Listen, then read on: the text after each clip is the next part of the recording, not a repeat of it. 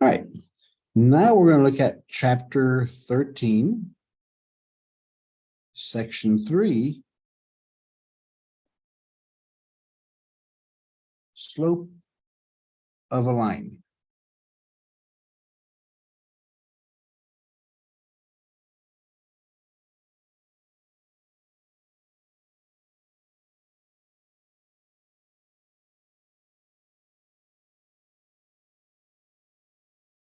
Slope of a line.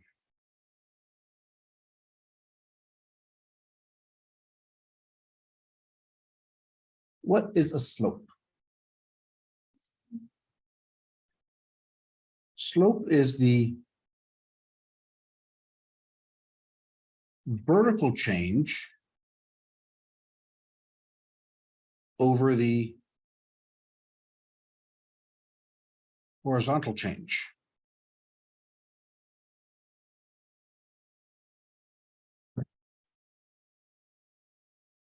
Vertical goes up and down. Positive, it goes up. Negative, it goes down. And the horizontal change is always going to be to the right. Remember, I said you in the first week, whenever you have fractions, the negative only goes on top or in front of the whole thing, but it relates to the top.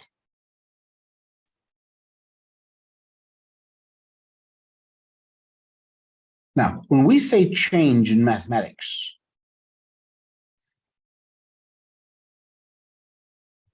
change means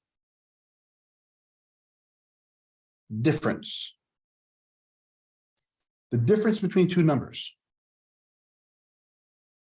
So for example, if I said, what's the difference between 3 and 7? How far are they apart?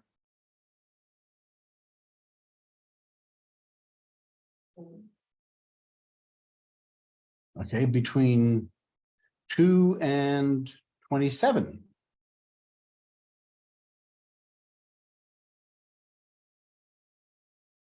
How do we get 4 in the first one? You went 4, 5, 6, 7. Yes, I figured that. Now, there's another way. And that's the reason I put a big one here. There's another way we could have done this. What is 7 minus 3? 4. So what is 27 minus 2? 25. What is the difference between 10 and 90? 80.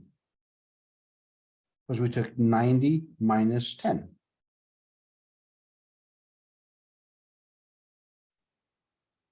So whenever you're looking for the change or the difference between two numbers, always take the larger number minus the smaller number.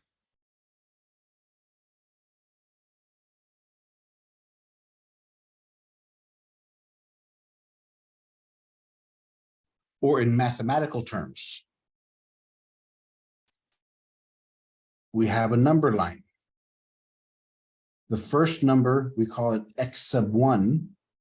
The second number, we call it x sub 2. This is the first x, this is the second x.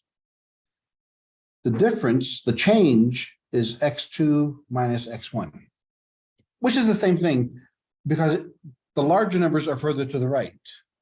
So it's a larger number minus a smaller number. This also works on the y-axis. If we had y1 here and we had y2 here, how far are they apart?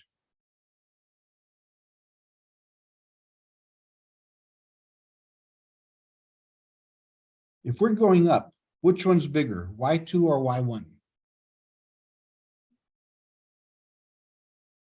Y2, because the numbers get larger as we go up higher. It goes to infinity. So how do we find the distance between these two?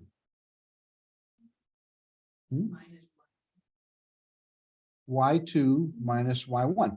It's the same thing. It's the larger minus the smaller. Or in this case, the higher minus the lower. Larger or higher minus the lower. But it's bigger minus smaller. Everybody okay with that? So instead of writing the word slope all the time, we use letter M for the marginal difference.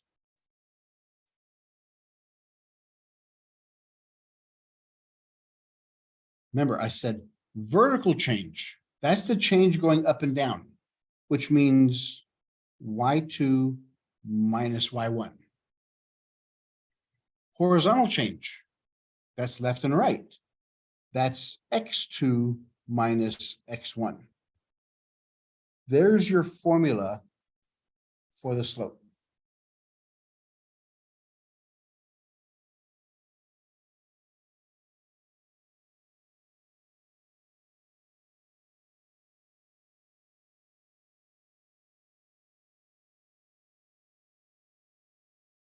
Okay, your question should be, where does y1, y2, x1, x2 come from?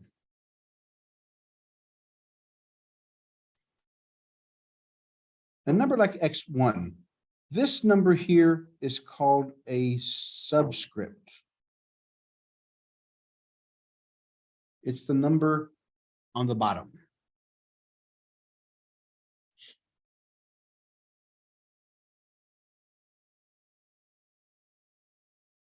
Remember, we also, how do we define a point? What defines a point on a graph? The X and Y coordinates. We have the X coordinate and the Y coordinate. That's called an ordered pair.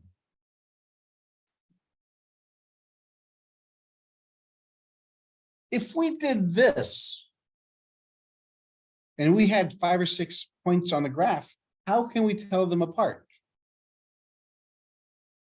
This is where we put, so the first point, point 1, it has the components x1, y1. Point 2, it has the components x2, y2, and so on and so forth.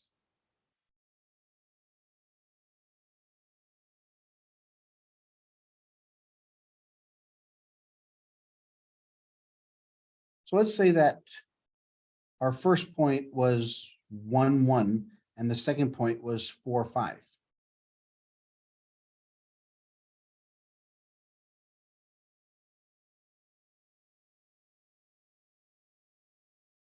If we drew this on a graph, 2, 3, 4, 5, 6.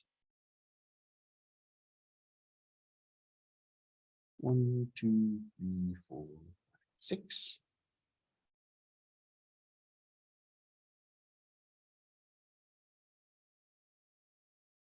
Plot the 2 points. So the first one's at 1, 1. The other one's at 4, 5.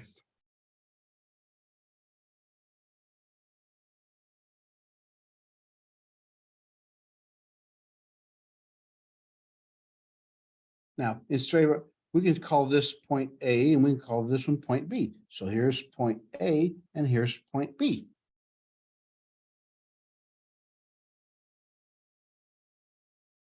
To draw a graph, you need to have 2 points. We have, so now we can draw a graph, a line between these two.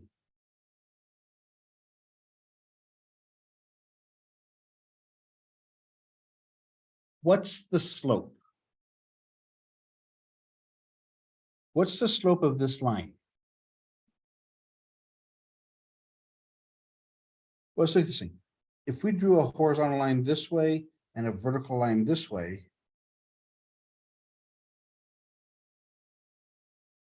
what we're looking for, remember, what is the definition of slope? It's the vertical change over the horizontal change. The vertical change. How do we, what's the equation for that difference? It has to do with the y-axis. y2 minus y1. And then the horizontal change, which is x2 minus x1. So the vertical change is y2 minus y1 over x2 minus x1.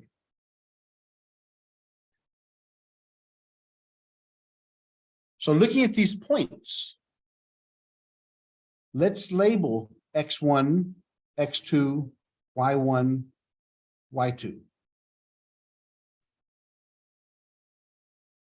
x1 is the x value of the first point, which is 1. x2 is the x value of the second point, 4.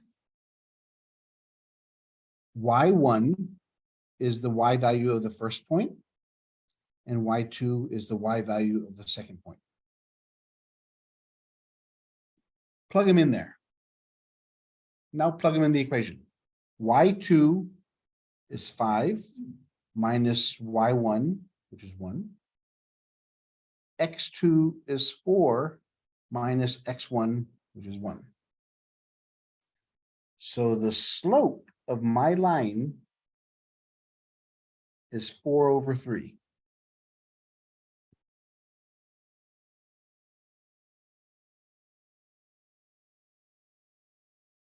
Remember how we did it earlier with that drawing the graph?